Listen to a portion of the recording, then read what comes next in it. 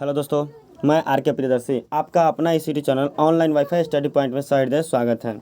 आज हम English class twelfth मतलब ट्वेल्थ के इंग्लिश क्लासेस के अंतर्गत 100 मार्क्स का जो बुक है उसके अंतर्गत मैं सॉन्ग ऑफ माई सेल्फ का समरी मतलब सारांश लेके आ रहे हैं। सॉन्ग ऑफ माई सेल्फ का मतलब होता है खुद का गीत। सॉन्ग ऑफ माई सेल्फ का मतलब क्या होता है? खुद का गीत। उसका मैं आज सारांश आप लोगों को बताने जा रहे हैं। पूरा जो कविता है, कहता है पोयम है, उसका शॉर्ट हैंड में शॉर्ट तरीके में शॉर्ट में उसके समरी कैसे लिखेंगे उसके बारे में कहता है। ये जो समरी होता है परीक्षा में मूल रूप से पूछा जाता है। ये आपको 5 से 7 नंबर के अंतर्गत आएगा आपको आसानी से। अगर आप ये समरी को क्या कहते हैं लिख कर अगर रिमेंबर याद कर लेते हैं तो आप कहता है कि आसानी से 5 से 7 नंबर आसानी से आप कब कहते हैं एग्जाम में ला सकते हैं। समरी प्रत्येक एग्जाम में पूछा जाता है ट्वेल्थ का। देखिए उसी से रिलेटेड उसी कारण मैंने सोचा कि बच्चों को आसानी से क्या चीज़ हो कि समरी याद हो जाए। इस कारण मैंने कहता है कि बहुत ही सिंपल वे में आसान भाषा में आज आज हम लोग आप लोगों के बीच समरी प्रस्तुत कर रहे हैं। देखिए कैसे कहता है कि song of my self is a very simple and nice poem. मतलब कहने का मतलब हो गया कि song of my self is very simple and nice poem है। मतलब यह बहुत ही साधारण और अच्छा पोएम है। It has been composed by Walt Walt Whitman. मतलब कहने का मतलब हो गया कि इस कविता के जो खोजने वाले हैं लेखन करता है वो कौन है? वाल्ट विथमैन है। देखिए कैसे कहता है कि he was born in America. मतलब इनका जन्म कहाँ हुआ था? अमेरिका में हुआ था। He also worked as a printer, teacher, carpenter and editor. मतलब कहने का मतलब हो गया कि यह जो कवि थे वह क्या चीज़ करते थे कि पुस्तक छापा भी करते थे, एक शिक्षक भी थी, कारपेंटर मतलब बढ़ाई भी थे, और एक एडिटर मतलब क्या चीज़ कहता है कि एक संपादक भी थे। कहता है कि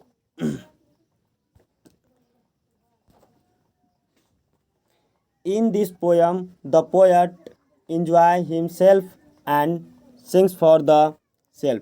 मतलब कहने का मतलब हो गया कि इन दिस पोएम मतलब इस कविता में कवि इंजॉय हिमसेल्फ मतलब खुद को जो आनंद हुआ, सिंग्स मतलब कहता है इंजॉय और गाना के रूप में फॉर द सेल्फ कहता है कि अपने आप को प्रस्तुत किया है जो उससे आनंदमय हुआ जो गाना से प्रति उस सब के बारे में। ठीक है, कहता है कि he says himself in others. कहता है कि इसने उन्होंने क्या चीज़ किया कि दूसरों को भी देखा उसके बारे में। क्या कहता है कि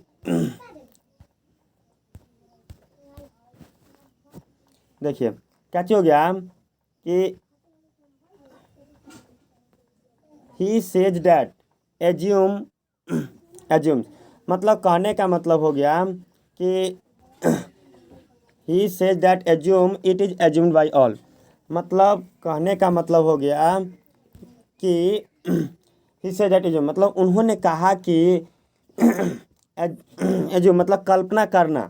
कहता है कि कल्पना करना इस एज्यूम बाय ऑल मतलब कि हमेशा दूसरों के प्रति क्या करता था कि वह हमेशा कल्पना करते रहते थे। कह देता है कि because very atom of blood is the same in all human being and every one comes in this world one by one. मतलब कहने का मतलब है क्योंकि यह प्रत्येक कहता है कि प्रत्येक व्यक्ति को क्या कहता था कि same in all human being. कहता है कि मानव जाति में सभी मानव जाति में एंड एवरी वन प्रत्येक व्यक्ति को comes in this world one by one. मतलब कहता है कि इस क्षेत्र में इस विश्व की दुनिया में एक करके सबको क्या करना था कि प्रस्तुत करवाना चाहते थे। ठीक है, चलिए आगे क्या कहता है कि he says that he is 37 year old and he is healthy and hopes to कहता है कि remain will be healthy till death. मतलब कहने का मतलब उनका कहना वो कहते हैं कि उनका जन्म 37 ईयर का 37 ईयर थे 37 ईयर्स के ओल्ड थे मतलब 37 वर्ष की। एंड ही इज हेल्दी वो कहते बहुत ही स्वस्थ थे and hopes to remain will be healthy. कहता है कि वह आशा करता है कि वह हमेशा ही क्या स्वस्थ थे हेल्दी टिल डेथ। कहता है कि मरते दम तक वह क्या थे हमेशा ही क्या थे स्वस्थ थे। ही ऑलवेज कीप्स फीलिंग और मतलब कहने का मतलब हो गया कि क्या कहता है कि ही कहता है कि ही ऑलवेज कीप फीलिंग और thought in mind for good और बैड। मतलब कहने का मतलब है कि हल भैया हमेशा सोचा करते थे कि मतलब सोचते थे माइंड में, कहता है कि वो हमेशा कहता है कि मस्तिष्क में सोचा करते थे फॉर गुड और बैड, मतलब कहता है अच्छाई और बुराई के बारे में। He is ready for every hazard in his life.